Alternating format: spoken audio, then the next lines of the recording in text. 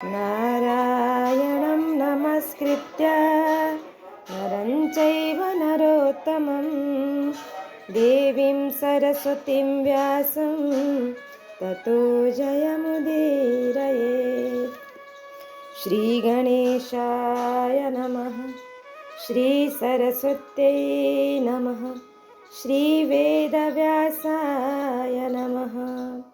श्रीमन महर्षि वेदव्यास प्रणीत श्री महाभारत तृतीय खंड हम श्रवण कर रहे हैं। आज हम श्रवण करेंगे 87वां अध्याय सप्ताशीतितमोध्याय।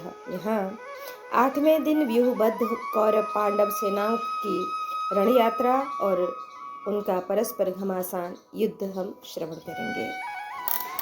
संजय कहते हैं, नरे परिणम्य निशांतां तु सुखं प्राप्त जनेश्वरा कुरु वह पांडवाश्चैव पुनर्युद्धाय निर्ययु। राजन नरेश्वर कौरव और पांडव निद्रा सुख का अनुभव करके वह रात बिताकर पुनः युद्ध के लिए निकले। महाराज, वे दोनों सेनाएं जब युद्ध के लिए शिविर से बाहर निकलने लगी, उस समय संग्राम भूमि में महासागर की गर्जना के समान महान घोष होने लगा। नरेश्वर, तत्पश्चात राजा दुर्योधन, चित्रसेन, विविंशति रथियों में श्रेष्ठ भीष्म तथा द्रोणाचार्य, ये सब संगठित एवं सावधान होकर पांडवों से युद्ध करने के लिए कवच बांधकर कौरवों के विशाल सैन्य की व्यूह रचना करने लगे। प्रजानाथ, आपके ताऊ भीष्म ने समुद्र के समान विशाल एवं भयंकर महाव्यूह का निर्माण किया, जिसमें हाथी, घोड़े आदि वाहन उत्ताल तरंगों के समान प्रतीत होते थे। शांतनु नंदन भीष्म संपूर्ण सेनाओं के आगे आगे चले। उनके साथ मालवा, दक्षिण प्रांत तथा अवंती देश के योद्धा थे। उनके पीछे पुलिंद, पारद, क्षुद्रक तथा मालव देशीय वीरों के साथ प्रतापी द्रोणाचार्य थे। ब्रजेश्वर द्रोण के पीछे मागध, कलिंग और प्रसाद सैनिकों के साथ प्रतापी राजा भगदत्त जा रहे थे, जो बड़े सावधान थे। प्रागज्योतिषपुर नरेश के पीछे कौशल देश के राजा बृहद्वल थे, जो मेकल, कुरुविंद तथा त्रिपुरा के सैनिक के साथ थे। बृहद्वल के बाद शूरवीर त्रिगर्त थे, जो प्रस्थला के अधिपति थे। उनके साथ बहुत से काम्बोज और सहस्रों यवन योद्धा थे।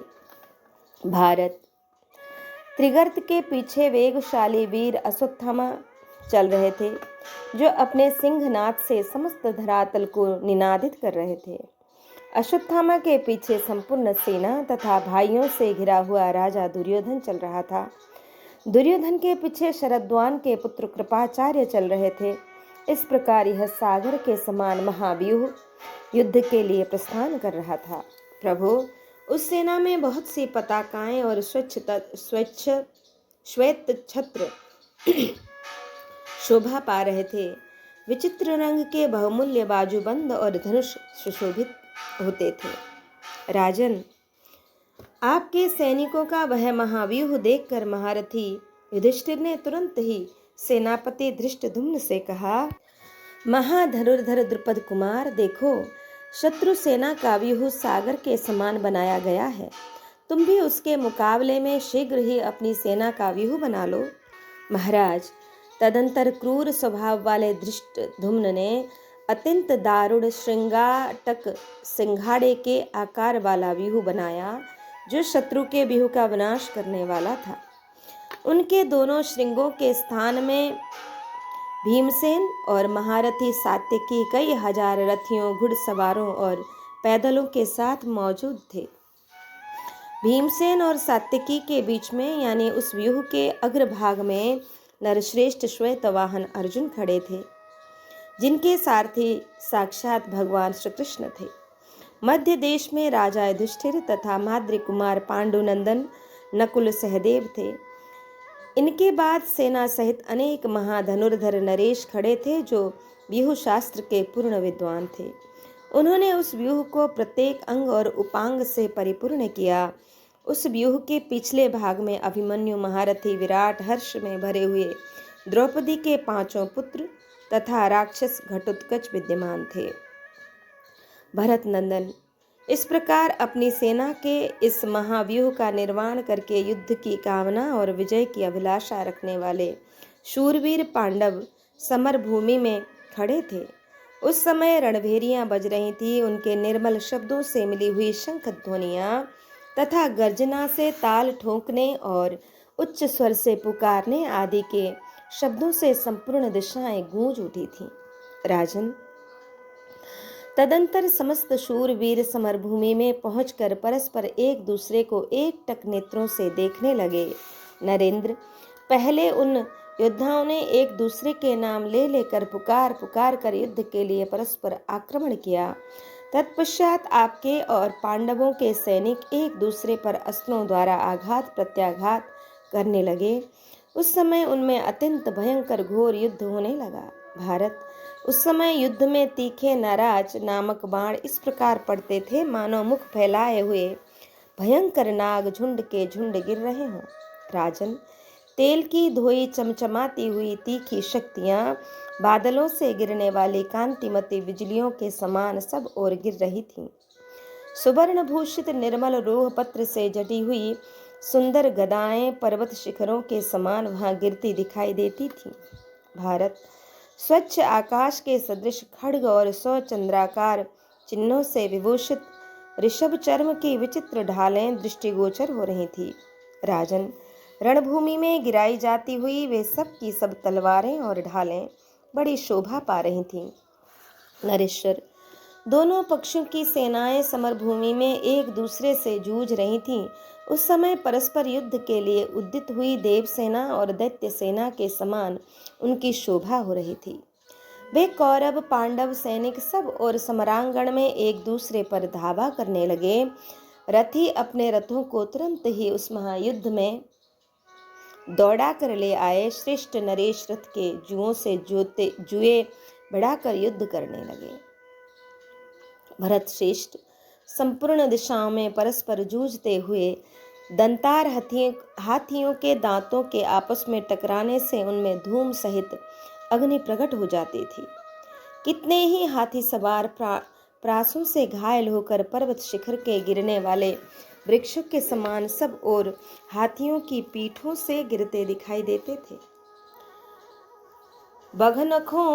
बगनखों एवं प्रासों द्वारा युद्ध करने वाले शूरवीर पैदल सैनिक एक दूसरे पर प्रहार करते हुए विचित्र रूपधारी दिखाई देते थे।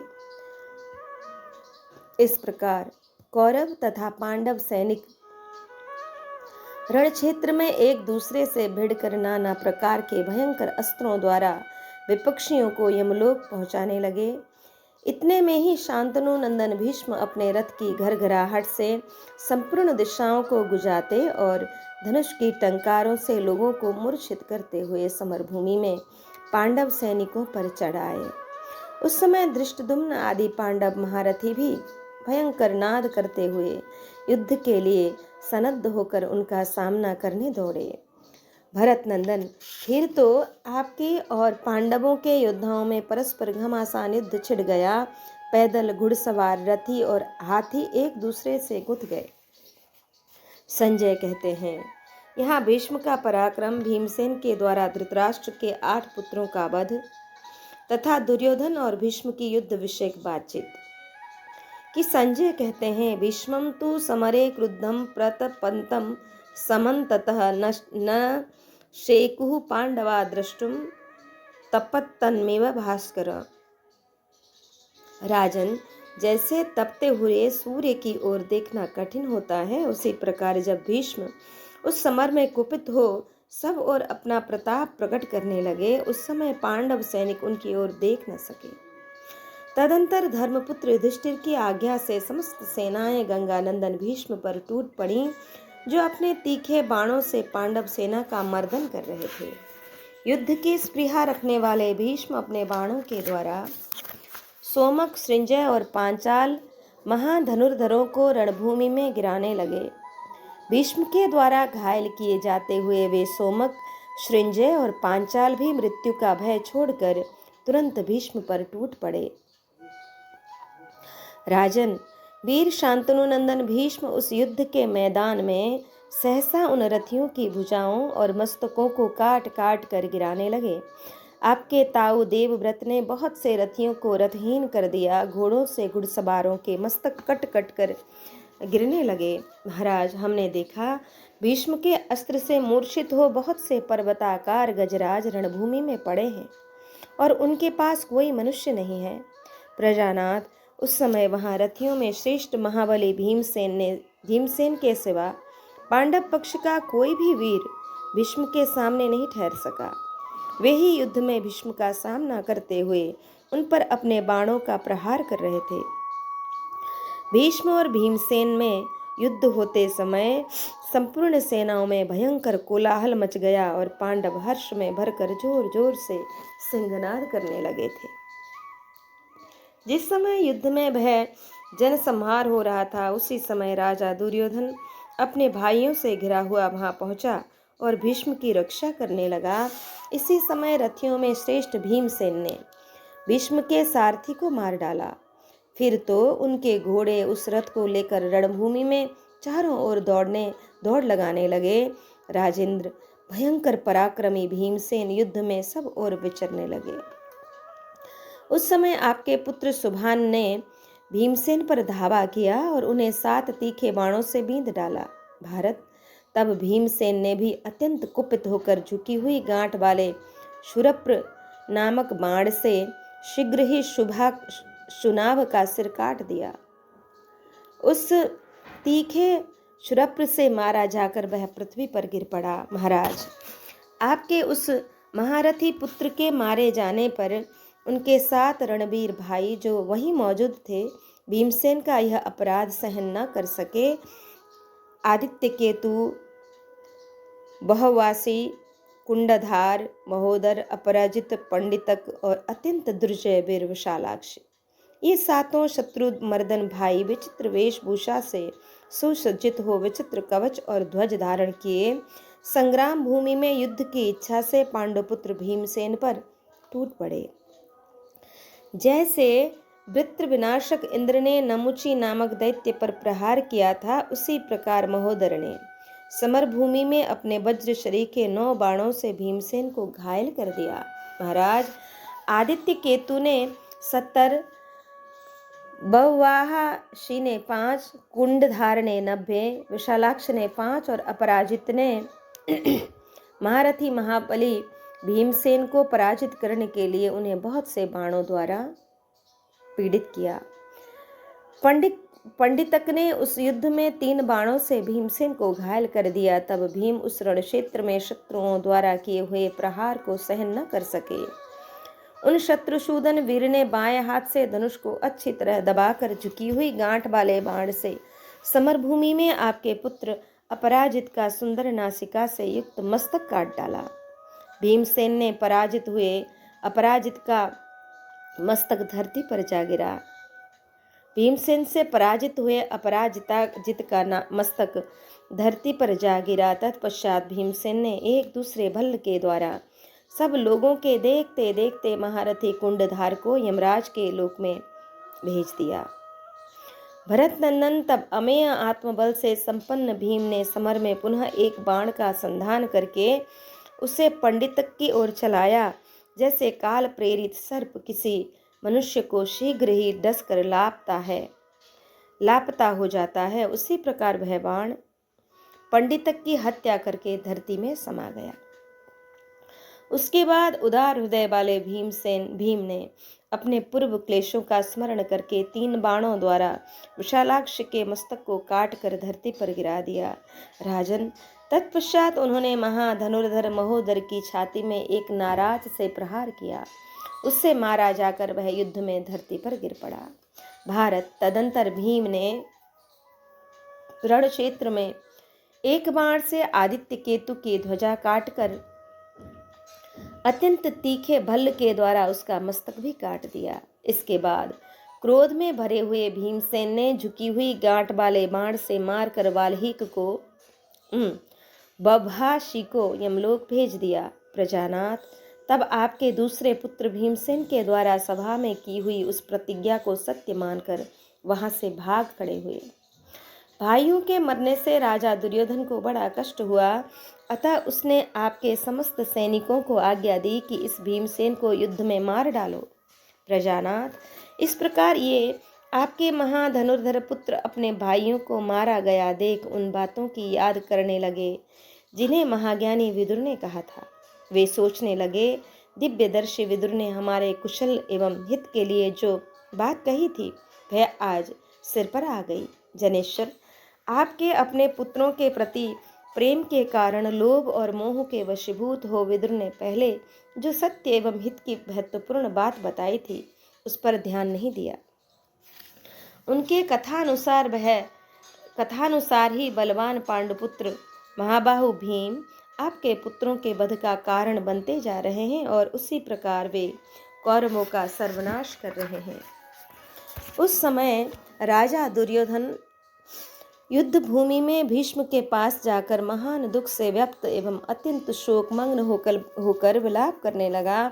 पितामह, भीमसेन ने युद्ध में मेरे शूरवीर बंधुओं को मार डाला और उस दूसरे भी समस्त सैनिक विजय के लिए पूर्ण प्रयत्न करते हुए भी असफल हो उनके हाथ से मारे जा रहे हैं।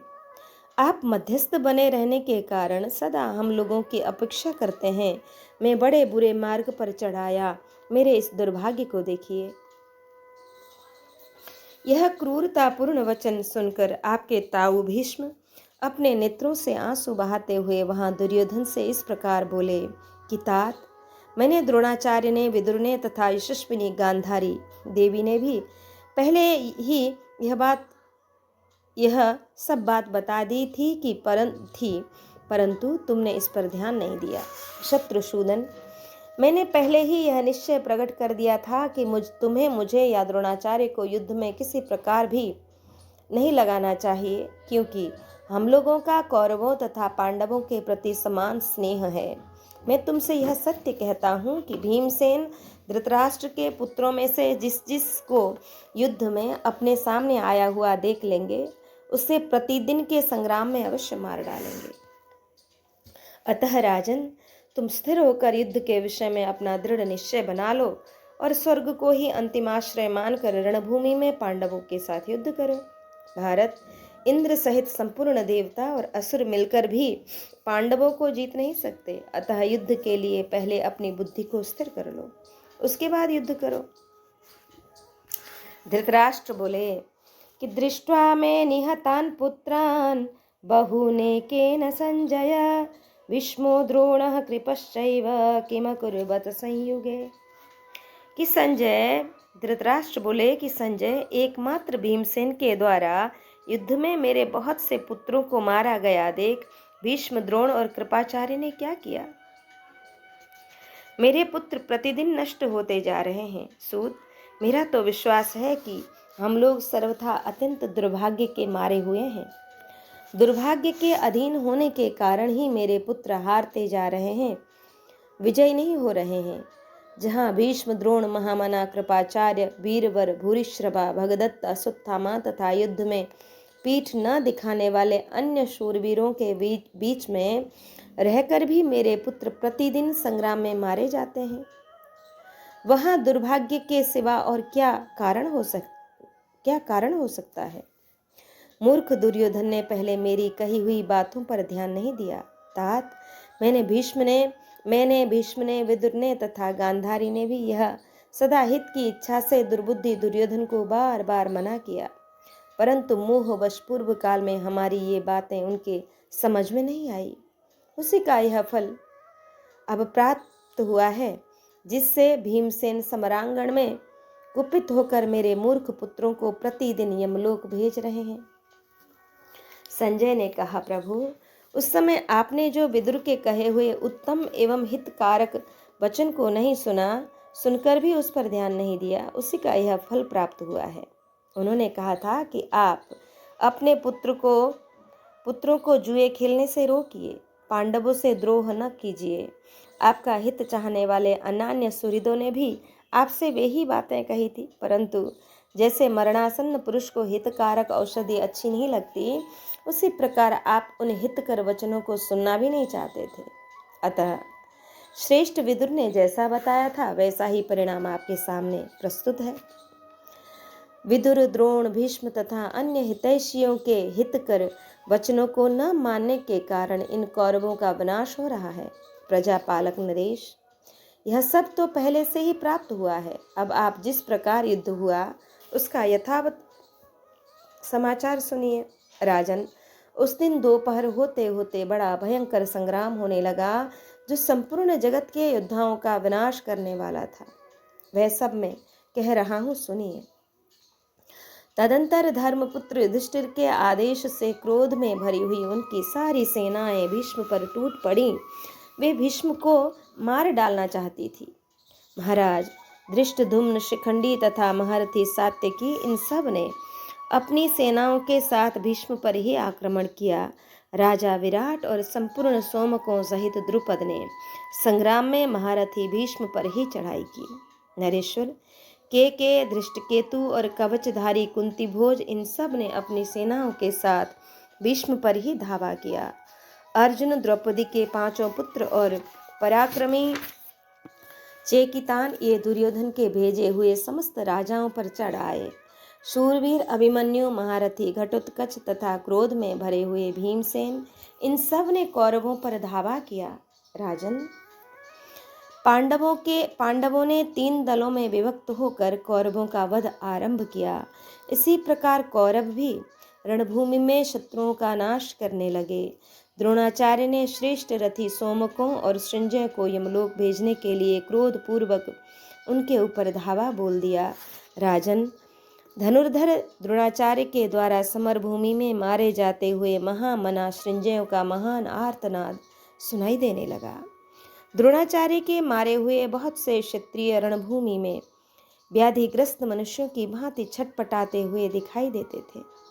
भरत नंदन भूख से पीड़ित मनुष्यों की भांति कूजते, क्रंदन करते और गरजते हुए योद्धाओं का शब्द निरंतर सुनाई देता था। इसी प्रकार महाबली भीमसेन क्रोध में भरे हुए दूसरे काल के समान और कौरव सैनिकों का घोर संहार करने लगे। उस महायुद्ध में परस्पर मार काट करने वाले सैनिकों की रक्त राशि को प्रवाहित करने वाली एक भयंकर नदी बह चली। महाराज, कौरवों और पांडवों का वह घोर महासंग्राम यमलोक की वृद्धि करने वाला था। तब युद्ध में विशेष वेगशाली भीमसेन ने कुपित हो हाथियों की सेना में प्रवेश कर उन्हें काल के गाल में भेजना आरंभ किया। भारत महाभीम के नराचों से पीड़ित हुए हाथी गिरते, चिंघाड़ते बैठ जाते अथवा संपूर्ण दिशाओं में चक्कर लगाने लगते थे। आर्य, सूंड तथा दूसरे अंगों के कट जाने से हाथी भयभीत हो क्रोंच पक्षी की भांति चित्कार करते और धराशायी हो जाते थे। नकुल और सहदेव ने घुड़सवारों की सेना पर आक्रमण किया।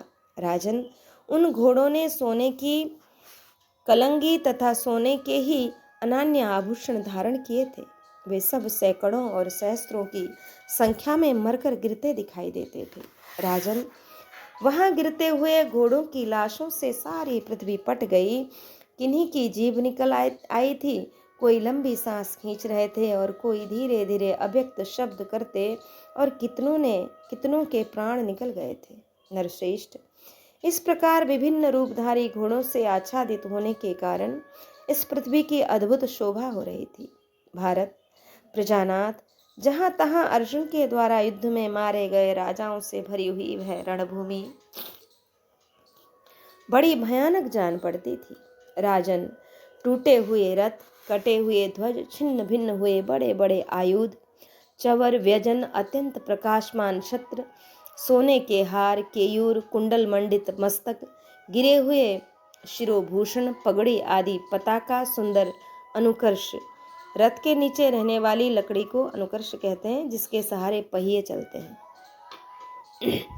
जोत और बागडोर आदि से आच्छादित हुई वह संग्राम भूमि ऐसी जान पड़ती थी मानो वसंत ऋतु में उस पर भांति भांति के फूल गिर गए हों।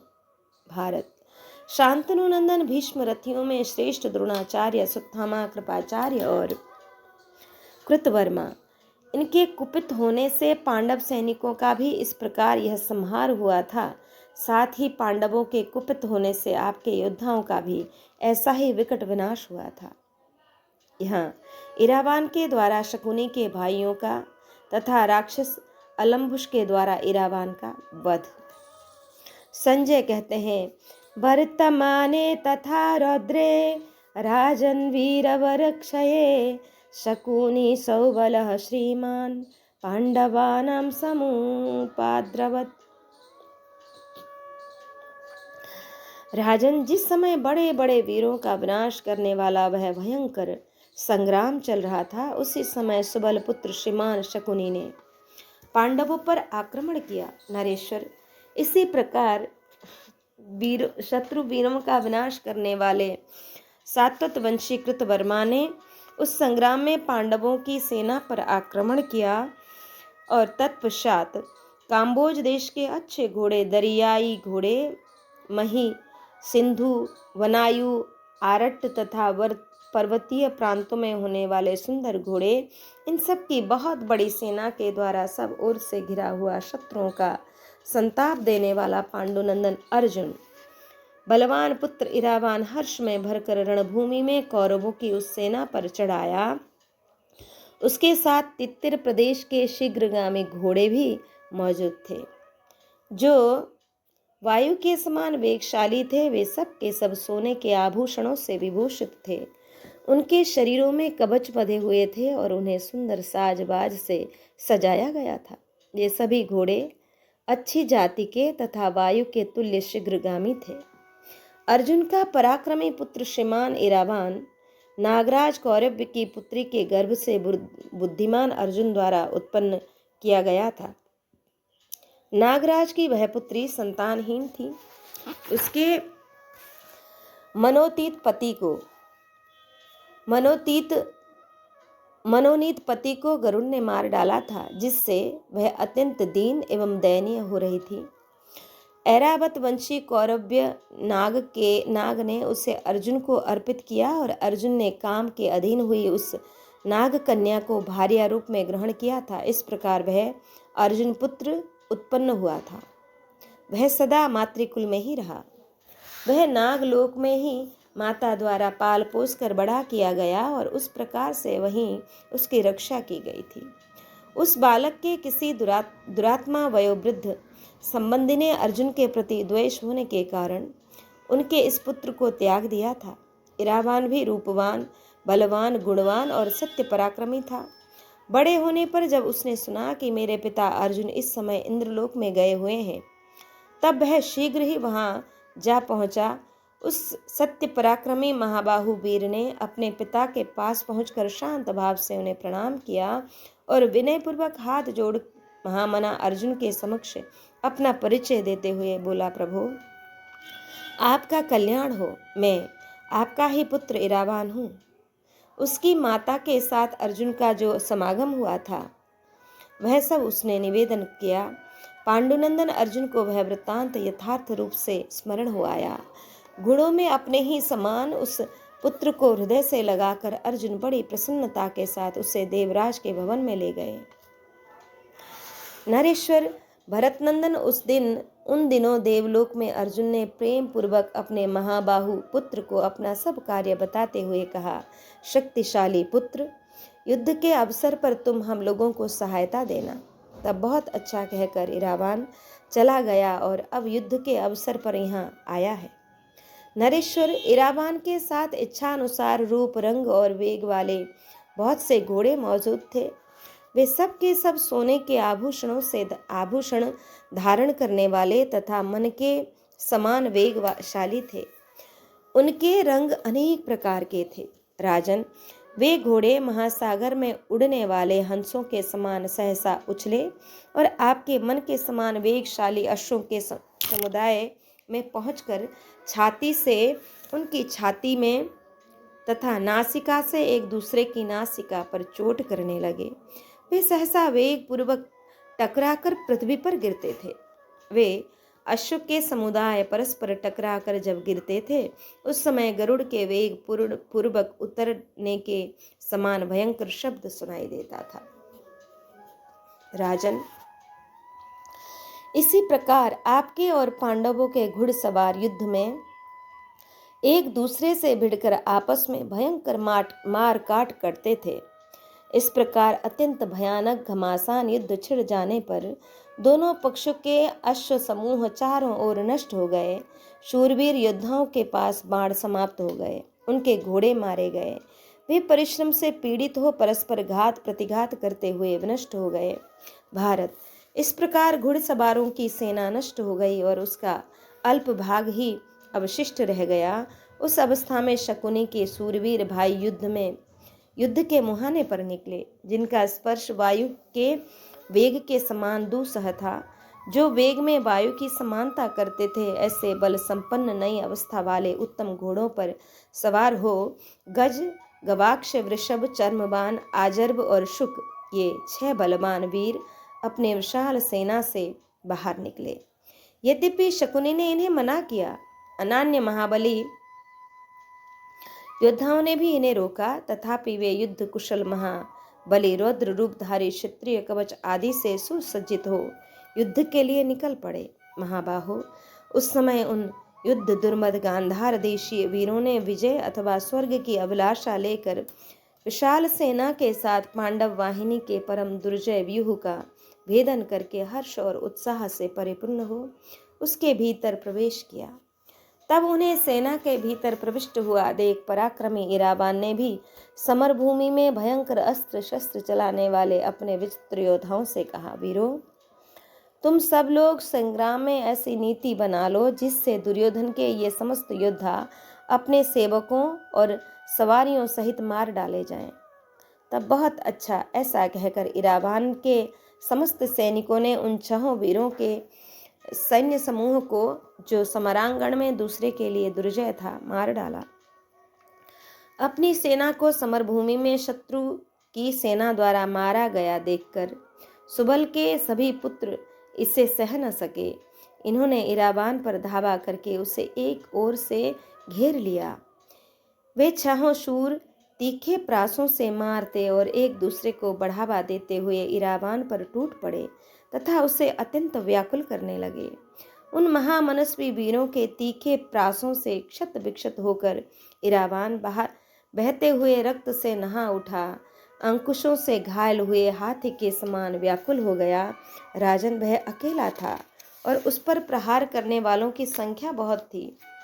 वह आगे और पीछे और अगल बगल में अत्यंत घायल हो गया था, तो भी धैर्य के कारण व्यथित नहीं हुआ। अब इराबान को भी बड़ा क्रोध हुआ। शत्रु नगरी पर विजय पाने वाले उस वीर ने समर में तीखे बाणों द्वारा बींध कर उन सबको मूर्छित कर दिया। शत्रुओं का दमन करने वाले इराबान ने अपने शरीर से वेग पूर्वक प्रासों को निकाल कर उन्हीं के द्वारा रणभूमि में सुबल पुत्रों पर प्रहार किया। तत्पश्चात तीखी तलवार और ढाल निकालकर इराबान ने युद्ध में सुबल पुत्र को मार डालने की इच्छा से तुरंत उनके ऊपर पैदल ही धावा किया। तदंतर सुबल पुत्र में प्राण शक्ति पुनः लौट आई, अतः वे सब के सब सचेत होने पर पुनः क्रोध में भर गए और इराबान पर दौड़े। इराबान भी बल के अभिमान में उन्मत्त हो अपने हाथों की फुर्ती दिखाता हुआ खड्ग के द्वारा उन समस्त सुबल पुत्रों का सामना करने लगा। वह अकेला बड़ी फुर्ती से पैतरे बदल रहा था और वे सभी सुबल पुत्र शीघ्रगामी घोड़ों द्वारा विचर रहे थे, तो भी वे अपने में उसकी अपेक्षा कोई विशेषता न ला सके। तदंतर इराबान को भूमि पर स्थित देख वे सभी सुबल पुत्र युद्ध में उसे पुनः भलीभांति घेर कर बंदी बनाने की तैयारी करने लगे। तब शत्रुसूदन इराबान ने निकट आने पर कभी दाहिने और कभी बाएं हाथ से तलवार घुमाकर उसके द्वारा शत्रुओं के अंगों को छिन्न भिन्न कर दिया। उन सब के आयुधों और भूषण भूषित भुजाओं को भी उसने काट डाला। इस प्रकार अंग अंग कट जाने से वे प्राण शून्य होकर धरती पर गिर पड़े।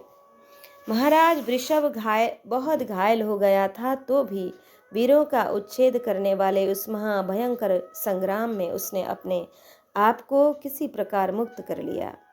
उन सबको मार गिराया गया देख दुर्योधन भयभीत हो उठा और वह अत्यंत क्रोध में भरकर भयंकर दिखने वाले राक्षस श्रीश्य श्रृंग पुत्र अलम्बुश के पास दौड़ा गया।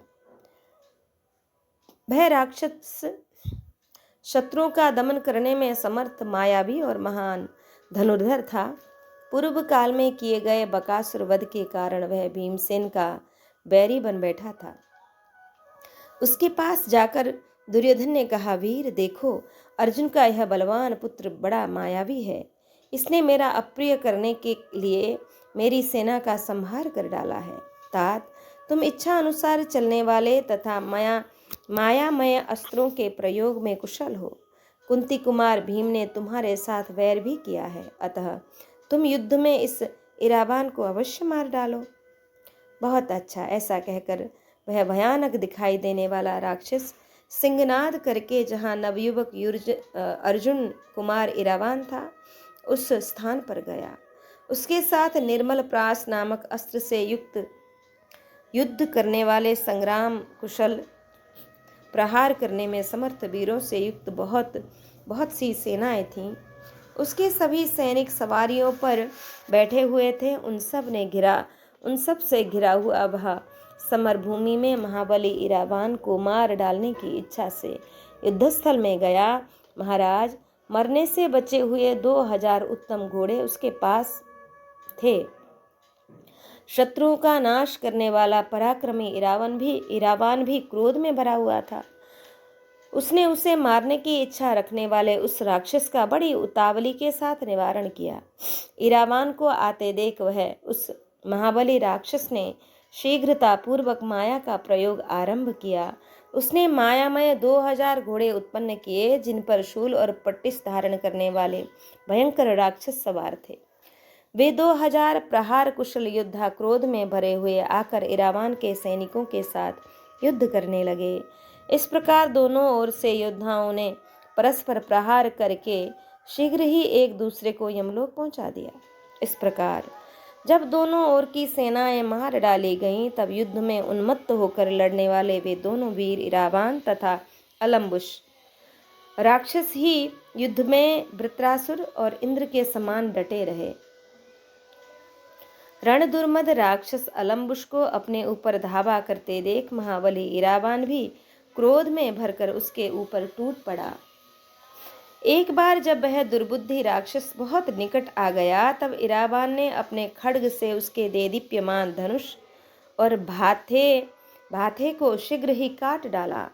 धनुष को कटा हुआ देख वह राक्षस क्रोध में भरे हुए इरावान को अपनी माया से मोहित सा करता हुआ बड़े वेग से आकाश में उड़ गया। तब इरावान भी आकाश में उछलकर उस राक्षस को अपनी मायाओं से मोहित करके उसके अंगों को सहायकों द्वारा छिन्न भिन्न करने लगा। वह काम रूपधारी श्रेष्ठ राक्षस संपूर्ण मर्मस्थानों को जानने वाला और दुर्जय था। वह बाणों से कटने पर भी पुनः ठीक हो जाता था। महाराज, वह नई जवानी प्राप्त कर लेता था, क्योंकि राक्षसों में माया का बल स्वाभाविक होता है और वे इच्छा अनुसार रूप तथा अवस्था धारण कर लेते हैं। इस प्रकार उस राक्षस का जो अंग कटता वह पुनः नए सिरे से उत्पन्न हो जाता था। इरावान भी अत्यंत कुपित होकर उस महाबली राक्षस को बारंबार तीखे फरसे से काटने लगा।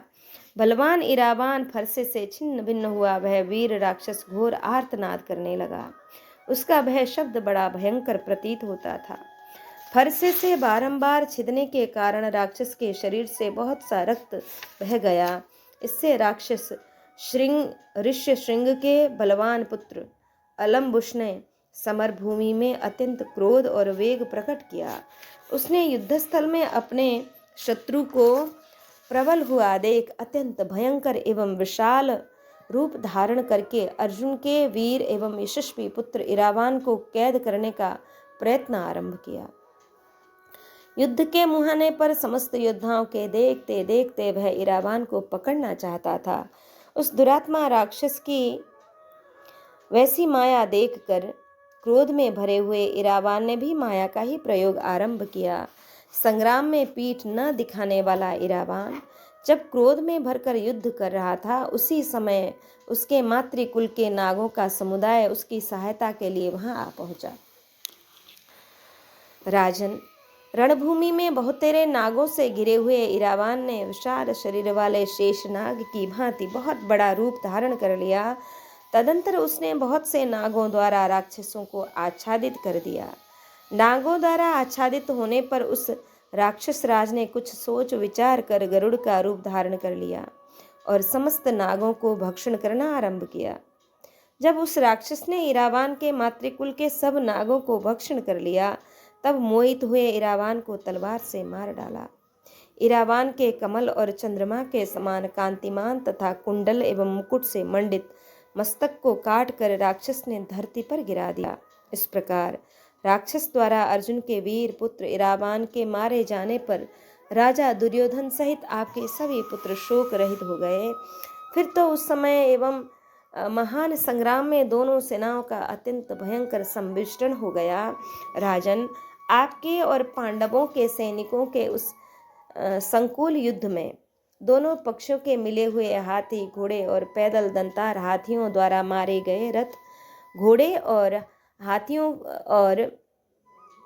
हाथियों को पैदल योद्धाओं ने मार गिराया तथा बहुत से पैदल रथियों के समूह और घुड़सवार रथी योद्धाओं के द्वारा मार डाले गए। अर्जुन को अपने औरस पुत्र इरावान के मारे जाने का पता नहीं लगा था। वे समरांगण में भीष्म की रक्षा करने वाले शूरवीर नरेशों का संहार कर रहे थे। राजन, इसी प्रकार आपके पुत्र और सैनिक तथा सहस्रों सृंजय वीर सम्राग्नि में प्राणों की आहुति देते हुए एक दूसरे को मार रहे थे। कवच, रथ और धनुष के नष्ट हो जाने पर बाल बिखेरे हुए बहुतेरे योद्धा परस्पर भिड़कर भुजाओं द्वारा मल्ल युद्ध करने लगे। दूसरी ओर शत्रुओं को संताप देने वाले भीष्म समरांगण में अपने मर्म भेदी बाणों द्वारा पांडव सेना को कंपित करते हुए उसके बड़े बड़े रथियों को मार रहे थे। उन्होंने युधिष्ठिर की सेना के बहुत से पैदलों सवारों सहित हाथियों, रथियों, रथारोहियों और घुड़सवारों को मार डाला था। भारत, हमने उस युद्ध में भीष्म का इंद्र के समान अत्यंत अद्भुत पराक्रम देखा था। भरत नंदन, इसी प्रकार उस रण क्षेत्र में भीमसेन, धृष्टद्युम्न तथा धनुर्धर सात्यकी का भयानक युद्ध चल रहा था। द्रोणाचार्य का पराक्रम देखकर तो पांडवों के मन में भय समा गया। महाराज, वे युद्धस्थल में द्रोणाचार्य से पीड़ित होकर कहने लगे कि रणभूमि में अकेले द्रोणाचार्य ही समस्त सैनिकों को मार डालने की शक्ति रखते हैं। फिर जब वे भूमंडल के सुविख्यात शूरवीर योद्धाओं के समुदाय से घिरे हुए हैं, तब तो इनकी विजय के लिए कहना ही क्या है। भरत श्रेष्ठ, उस समय भयंकर संग्राम में दोनों सेनाओं के शूरवीर एक दूसरे का उत्कर्ष नहीं सह सके। तात, आपके और पांडव पक्ष के महाबली धनुर्धर वीर भूतों से आविष्ट से होकर राक्षसों के समान बनकर क्रोधपूर्वक एक दूसरे से जूझ रहे थे। बड़े बड़े वीरों का विनाश करने वाले उस दैत्यों के तुल्य संग्राम में हमने किसी को ऐसा नहीं देखा जो अपने प्राणों की रक्षा कर रहा हो। धृतराष्ट्र ने पूछा, संजय, इरावंतं तु निहतं दृष्ट्वा पार्था महारथः संग्रामे किम कुर्वन्त तन्ममा चक्षु संजय। संजय, इरावान को संग्राम में मारा गया देख महारथी कुंती पुत्रों ने क्या किया, यह मुझसे कहो। संजय बोले, इरावंतं तु निहतं संग्रामे वीक्ष राक्षसा व्यनतद सुमहानादं भीमसेनिर्घटोत्कचः। राजन, इरावान को युद्ध भूमि में मारा गया देख भीमसेन का पुत्र राक्षस घटोत्कच बड़े जोर से सिंहनाद करने लगा। नरेश्वर, उस राक्षस की गर्जना से समुद्र, आकाश, पर्वत और वनों सहित यह सारी पृथ्वी जोर जोर से हिलने लगी। अंतरिक्ष, दिशाएं तथा समस्त कोणों के प्रदेश भी कांपने लगे। यहाँ घटोत्कच और दुर्योधन का भयंकर युद्ध हम श्रवण करेंगे। भारत, घटोत्कच का महान सिंहनाद सुनकर आपके सैनिकों की जांघें अकड़ गईं, शरीर कांपने लगा और संपूर्ण अंगों से पसीना निकलने लगा। महाराज, आपके सभी सैनिक सब ओर से दीन चित्त हो सिंह से डरे हुए हाथियों की भांति भावपूर्ण चेष्टाएं करने लगे। वज्र की गड़गड़ाहट के समान भयंकर गर्जना करके काल अंतक और यम के समान क्रोध में भरे हुए उस राक्षस ने भीषण रूप बना प्रज्वलित त्रिशूल हाथ में ले भांति भांति के अस्त्र शस्त्रों से संपन्न बड़े बड़े राक्षसों के साथ आकर आपकी सेना का संहार आरंभ कर दिया। अत्यंत क्रोध में भरे भयंकर दिखाई देने वाले उस राक्षस को आक्रमण करते देख उसके भय से आपकी सेना प्रायः युद्ध से विमुख होकर भाग चली थी। तब राजा दुर्योधन ने विशाल धनुष लेकर बारंबार सिंह के समान गर्जना करते हुए वहां घटोत्कच पर धावा किया। उसके पीछे मद की धारा बहाने वाले पर्वताकार 10,000 गजराजों की सेना लिए स्वयं बंग देश का राजा भी गया। महाराज, हाथियों की सेना से घिरे हुए आपके पुत्र दुर्योधन को आते हुए देख वह निशाचर कुपित हो उठा। राजेंद्र, फिर तो दुर्योधन की सेना तथा राक्षसों में भयंकर एवं रोमांचकारी युद्ध होने लगा। घिरी हुई मेघों की घटा के समान हाथियों की सेना को देखकर क्रोध में भरे हुए राक्षस हाथ में अस्त्र शस्त्र लिए उसकी ओर दौड़े। वे भांति भांति की गर्जना करते हुए बिजली सहित मेघों के समान शोभा पाते थे। बाण, शक्ति, रिष्टि, नाराज, भिंदीपाल, शूल, मुदगर, फरसों, पर्वत शिखर तथा वृक्षों का प्रहार करके वे गजरोहियों तथा विशाल गजों का वध करने लगे। महाराज, निशाचरों द्वारा मारे जाने वाले गजराजों को हमने देखा था। उनके कुंभस्थल फट गए थे, शरीर रक्तहीन हो गए और उनके भिन्न भिन्न अंग छिन्न भिन्न हो गए थे। महाराज, इस प्रकार गजारोहियों के भग्न एवं नष्ट हो जाने पर दुर्योधन ने अमर्ष के वशीभूत हो अपने जीवन का मोह छोड़कर उन राक्षसों पर धावा किया। शत्रुओं को संताप देने वाले नरेश महाधनुर्धर दुर्योधन ने राक्षसों पर तीखे बाणों द्वारा प्रहार किया और उनमें से प्रधान प्रधान राक्षसों को मार डाला। भरत श्रेष्ठ, क्रोध में भरे हुए आपके महाबली पुत्र दुर्योधन ने वेगवान महारौद्र, विद्युज्जीव और प्रमाथी इन 4 राक्षसों को 4 बाणों से मार डाला। तत्पश्चात अमेय आत्मबल से संपन्न भरत श्रेष्ठ दुर्योधन ने उस निशाचर सेना के ऊपर दुर्धर्ष बाणों की वर्षा आरंभ की। आर्य, आपके पुत्र का वह महान कर्म देखकर भीमसेन का महाबली पुत्र घटोत्कच क्रोध से जल उठा। उसने इंद्र के वज्र के समान कांतिमान विशाल धनुष को खींचकर शत्रु दमन दुर्योधन पर बड़े वेग से धावा किया। महाराज, काल प्रेरित मृत्यु के समान उस घटोत्कच को आते देख आपका पुत्र दुर्योधन तनिक भी व्यथित नहीं हुआ। तदंतर क्रूर घटोत्कच क्रोध से लाल आंखें करके दुर्योधन से बोला, ओ दुष्ट, आज मैं अपने उन पितरों और माता के ऋण से उऋण हो जाऊंगा जिन्हें तूने दीर्घ काल तक वन में रहने के लिए विनाश विवश कर दिया था। तू बड़ा क्रूर है, दुर्बुद्धि नरेश। तूने जो पांडवों को द्यूत में छल पूर्वक हराया था और जो एक ही वस्त्र धारण करने वाली द्रुपद कुमारी कृष्णा को रजस्वला अवस्था में सभा के भीतर ले जाकर नाना प्रकार के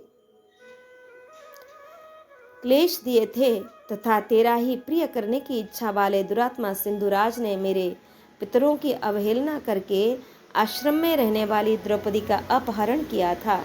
कुलाधम, यदि तू युद्ध छोड़कर भाग नहीं जाएगा तो इन अपमानों का और अन्य सब अत्याचारों का भी आज मैं बदला चुका लूंगा।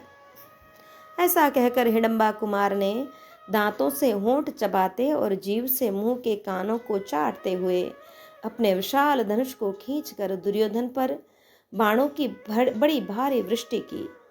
ठीक उसी तरह जैसे वर्षा ऋतु में मेघ पर्वत के शिखर पर जल की धाराएं गिराते हैं। यहाँ घटोत्कच का दुर्योधन एवं द्रोण आदि प्रमुख वीरों के साथ भयंकर युद्ध। संजय कहते हैं, ततस्तद बाण वर्षम तु दुसहम दानवैरपि दधार युधि राजेन्द्रो यथा वर्षम महाद्वीप। राजन, दानवों के लिए भी दुस्सह उस बाण वर्षा को राजाधिराज दुर्योधन ने युद्ध में उसी प्रकार धारण किया जैसे महान गजराज जल की वर्षा को अपने ऊपर धारण करता है। भरत श्रेष्ठ उस समय क्रोध में भरकर फुफकारते हुए सर्प के समान लंबी सांस खींचता हुआ आपका पुत्र दुर्योधन जीवन रक्षा को लेकर भारी संशय में पड़ गया। उसने अत्यंत तीखे 25 नाराज छोड़े महाराज, वे सब सहसा उस राक्षस राज घटोत्कच पर जाकर गिरे, मानो गंधमादन पर्वत पर क्रोध में भरे हुए विषधर सर्प कहीं से आ पड़े हों। उन बाणों से घायल होकर वह राक्षस कुंभस्थल से मद की धारा बहाने वाले गजराज की भांति अपने शरीर से रक्त की धारा प्रवाहित करने लगा। उसने राजा दुर्योधन का विनाश करने के लिए दृढ़ निश्चय कर लिया। तत्पश्चात उसने पर्वतों को भी विदीर्ण कर डालने वाली प्रज्वलित उल्का एवं वज्र के समान प्रकाशित होने वाली एक महाशक्ति हाथ में ली। महाबाहु घटोत्कच आपके पुत्र को मार डालने की इच्छा से वह शक्ति ऊपर को उठा रहा था। उसे ठगी हुई देख बंग देश के राजा ने बड़ी उतावली के साथ अपने पर्वताकार गजराज को उस राक्षस की ओर बढ़ाया। वे वंग नरेश उस शीघ्रगामी महाबली गजराज पर आरूढ़ हो युद्ध के मैदान में उसी मार्ग पर चले जहां दुर्योधन का रथ खड़ा था। उन्होंने अपने हाथी के द्वारा आपके पुत्र का मार्ग रोक दिया। महाराज, बुद्धिमान वंग नरेश के द्वारा दुर्योधन के रथ का मार्ग रुका हुआ देख घटोत्कच के नेत्र क्रोध से लाल हो गए। उसने उस उठाई हुई महाशक्ति को उस हाथी पर ही चला दिया। राजन, घटोत्कच की भुजाओं से छूटी हुई उस शक्ति के आघात से हाथी का कुंभस्थल फट गया और उससे रक्त की स्रोत बहने लगा। फिर वह तत्काल ही भूमि पर गिरा और मर गया। हाथी के गिरते समय बलवान वंग नरेश उसकी पीठ से वेगपूर्वक कूदकर धरती पर आ गए। उस श्रेष्ठ गजराज को गिरा हुआ देख सारी कौरव सेना भाग खड़ी हुई। यह सब देखकर दुर्योधन के मन में बड़ी व्यथा हुई।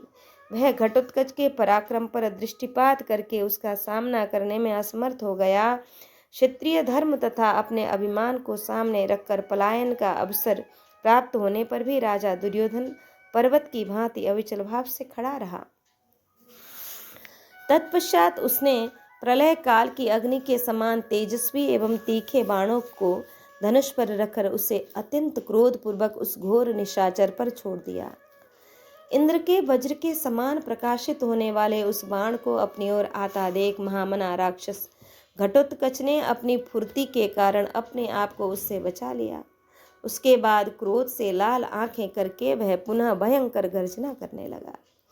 जैसे प्रलय काल में संबरतक मेघ की गर्जना होती है, वैसी ही गर्जना करके उसने सारी कौरव सेना को दहला दिया। उस भयानक राक्षस की वह घोर गर्जना सुनकर शांतनु नंदन भीष्म ने द्रोणाचार्य के पास जाकर इस प्रकार कहा, आचार्य, यह राक्षस के मुख से निकली हुई जैसी घोर गर्जना सुनाई दे रही है, उससे अनुमान होता है कि अवश्य ही हिडिंबा का पुत्र घटोत्कच राजा दुर्योधन के साथ जूझ रहा है। हमें इससे कोई भी प्राणी संग्राम में जीत नहीं सकता। अतः आपका कल्याण हो, वहां जाइए और राजा दुर्योधन की रक्षा कीजिए। जान पड़ता है महाभाग दुर्योधन उस महाकाय राक्षस के आक्रमण का शिकार हो रहा है। शत्रुओं को संताप देने वाले वीरों, आपके तथा हम सब लोगों के लिए यह सर्वोत्तम कृत्य है। भीष्म की यह बात सुनकर सब महारथी उत्तम वेग का आश्रय ले बड़ी उतावली के साथ उस स्थान पर गए जहाँ कुरुराज दुर्योधन मौजूद था। द्रोणाचार्य, सोमदत्त, वाल्हीक, जयद्रथ, कृपाचार्य, भूरिश्रवा, शल्य, अवंतिका, राजकुमार, बृहद्वल, अश्वत्थामा, विकर्ण, चित्रसेन, विविंशति तथा उनके अनुयायी अनेक सहस्त्र रथी, ये सब लोग राक्षस के द्वारा आक्रांत हुए आपके पुत्र दुर्योधन की रक्षा करने के लिए गए। उन महारथियों से पालित होकर वह सेना अजय हो गई।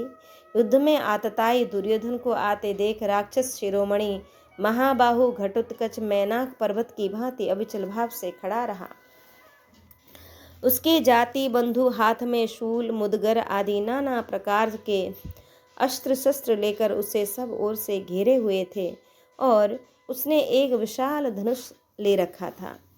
तदंतर राक्षस शिरोमणि घटोत्कच तथा दुर्योधन की सेना में रोमांचकारी एवं भयंकर युद्ध होने लगा।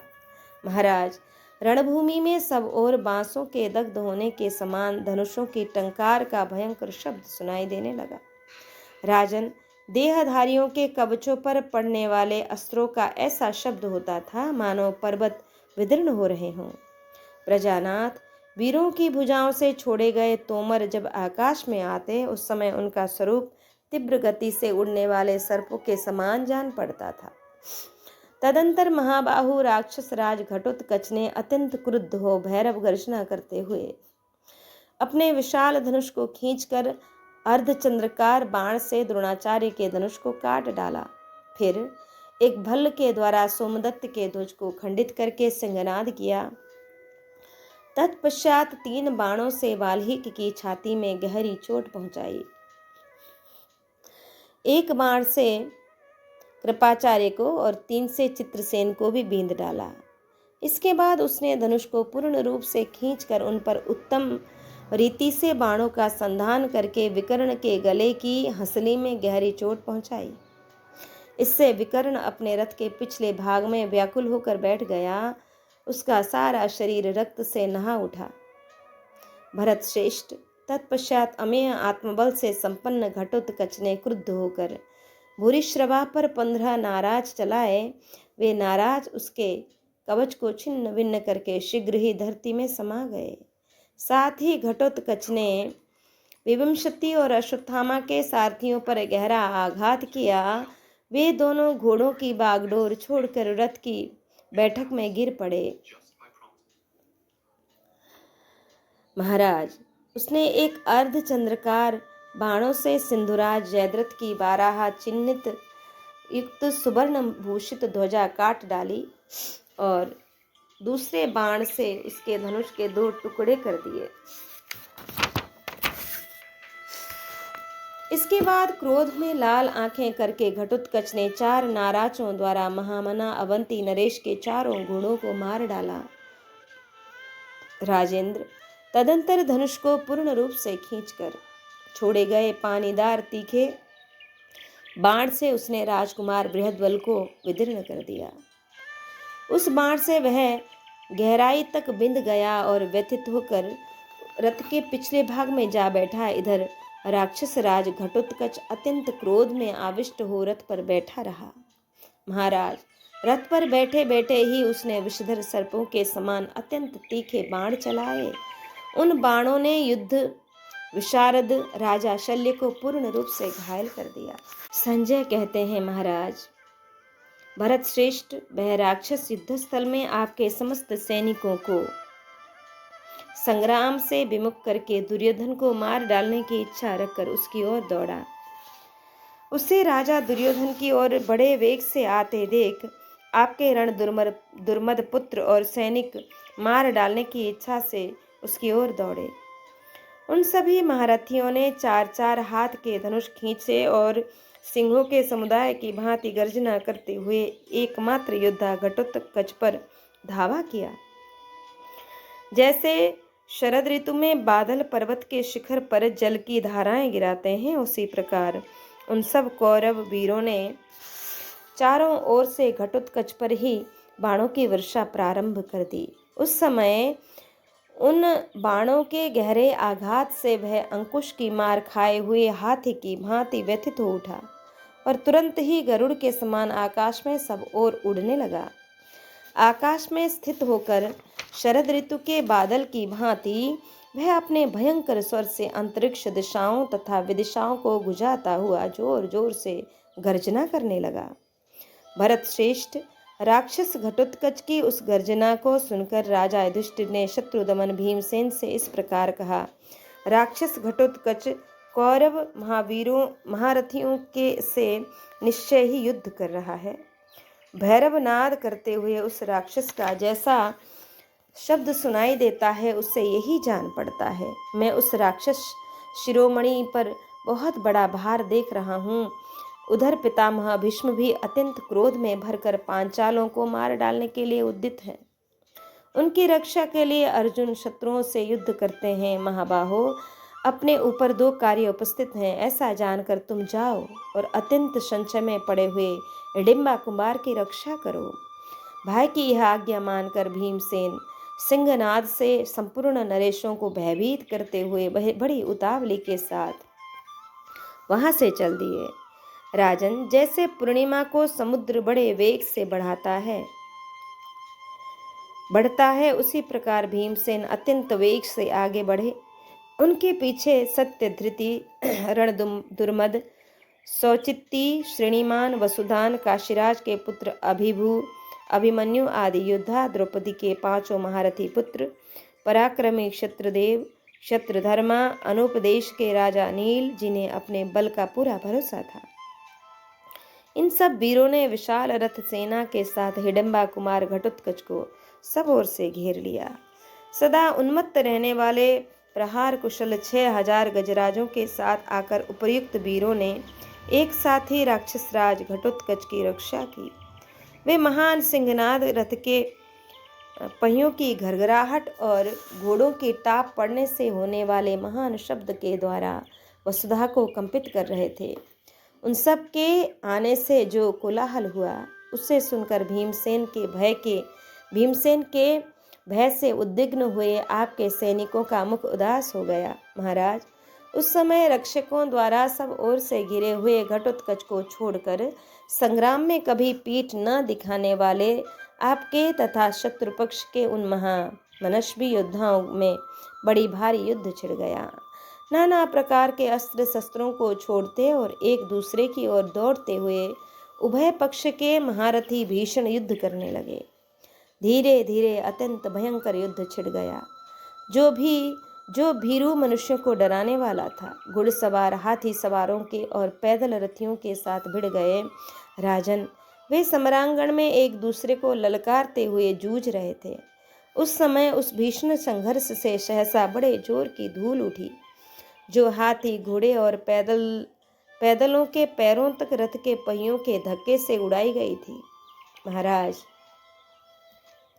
काले और लाल रंग की उस दूसह धूल ने समस्त रणभूमि को ढक लिया। उस समय अपने और शत्रु पक्ष के योद्धा एक दूसरे को पहचान नहीं पाते थे। उस मर्यादा शून्य रोमांचकारी जनसंहार में पिता पुत्र को और पुत्र पिता को नहीं पहचान पाता था। भरत श्रेष्ठ, शस्त्रों के आघात और मनुष्यों की गर्जना का महान शब्द भूत प्रेतों की गर्जना के समान जान पड़ता था। हाथी, घोड़े और मनुष्यों के रक्त और आंतों की एक भयंकर नदी बह चली, जिसमें केश, सेवार और घास के समान जान पड़ते थे। मनुष्यों के शरीरों से रणभूमि में कटकर गिरते हुए मस्तकों का महान शब्द पत्थरों की वर्षा के समान जान पड़ता था। बिना सिर के मनुष्यों, कटे हुए अंगों वाले हाथियों तथा छिन्न भिन्न शरीर वाले घोड़ों से वहां की सारी भूमि पट गई थी। नाना प्रकार के अस्त्रों को चलाते और एक दूसरे की ओर दौड़ते हुए महारथी सर्वथा युद्ध के लिए उद्यत थे। घुड़सवारों द्वारा प्रेरित हुए घोड़े घोड़ों से भिड़कर आपस में टक्कर लेकर प्राण शून्य हो रण क्षेत्र में गिर पड़ते थे। मनुष्य मनुष्यों पर आक्रमण करके अत्यंत क्रोध से लाल आंखें किए छाती से छाती भिड़ाकर एक दूसरे को मारने लगे। महाबत्तों के द्वारा आगे बढ़ाए हुए हाथी विपक्षी हाथियों से टक्कर लेकर युद्धस्थल में अपने दांतों के अग्रभाग से हाथियों पर ही चोट करते थे। उस समय उनके मस्तक से रक्त की धारा बहने लगती थी। परस्पर भिड़े हुए वे हाथी पताकाओं से अलंकृत होने के कारण विद्युत सहित मेघों के समान दिखाई देते थे। कितने ही हाथी दांतों के अग्रभाग से विदीर्ण हो रहे थे। कितनों के कुंभस्थल तोमरों की मार से फट गए थे और वे गरजते हुए बादलों के समान चित्कार करते हुए इधर उधर भाग रहे थे। किन्हीं की सूढ़ों के 2 टुकड़े हो गए थे, किन्हीं के सभी अंग छिन्न भिन्न हो गए थे। ऐसे हाथी पंख कटे पर्वतों के समान उस भयानक युद्ध में धड़ाधड़ गिर रहे थे। बहुत से श्रेष्ठ हाथी हाथियों के आघात से ही अपना पार्श्व भाग विदीर्ण हो जाने के कारण उसी प्रकार प्रचुर मात्रा में अपना रक्त बहा रहे थे, जैसे पर्वत गेरू आदि धातुओं से मिश्रित झरने बहाते हों। कुछ हाथी नाराजों से घायल किए गए थे, कितनों के शरीरों में तोमर धसे हुए थे और वे सब के सब घोर चित्कार करते हुए इधर उधर दौड़ रहे थे। उस समय वे श्रृंगहीन पर्वतों के समान जान पड़ते थे। कितने ही मदांध गजराज क्रोध में भरे होने के कारण काबू में नहीं आते थे। उन्होंने रणभूमि में सैकड़ों रथों, घोड़ों और पैदल सिपाहियों को पैरों तले रौंद डाला। इस प्रकार घुड़सवारों द्वारा प्रास और तोमरों की मार से घायल किए हुए घोड़े संपूर्ण दिशाओं को व्याकुल करते हुए इधर उधर भाग रहे थे। कितने ही कुलीन रथी अपने शरीर को निछावर करके भारी से भारी शक्ति लगाकर विपक्षी रथियों के साथ निर्भय की भांति महान पराक्रम प्रकट कर रहे थे। राजन, युद्ध में शोभा पाने वाले वीर स्वर्ग अथवा यश पाने की इच्छा रखकर स्वयंवर की भांति उस युद्ध में एक दूसरे पर प्रहार कर रहे थे। इस प्रकार चलने वाले उस रोमांचकारी संग्राम में दुर्योधन की विशाल सेना प्रायः युद्ध से विमुख होकर भाग गई। इस प्रकार श्री महाभारत भीष्म पर्व के अंतर्गत भीष्म वध पर्व में संकुल युद्ध विषयक यह 93वां अध्याय पूर्ण हुआ। आज के पारायण को श्री ठाकुर जी के चरण कमल में अर्पित कर यहाँ हम विश्राम लेंगे। श्री कृष्ण गोविंद हरे मुरारे, हे नाथ नारायण वासुदेव, अनंत वैकुंठ मुकुंद कृष्ण, गोविंद दामोदर माधवेति, हे कृष्ण हे यादव हे सखेति, गोविंद दामोदर माधवेति।